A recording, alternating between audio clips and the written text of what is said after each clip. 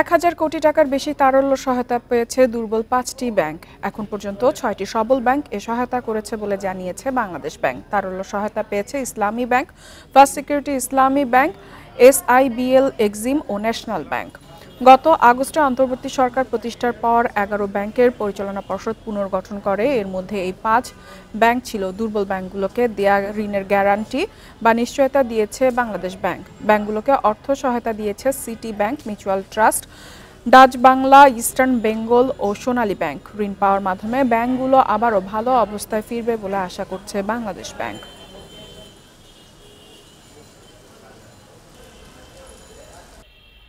আমরা আশা রাখছি যে বাংলাদেশ ব্যাংকের এই যে আমরা যে মেকানিজমটা ডেভেলপ করেছি সেটার প্রতি পূর্ণ আস্থা রেখে অন্য যারা সবল ব্যাংক তারা দ্রুতই এগিয়ে আসবে।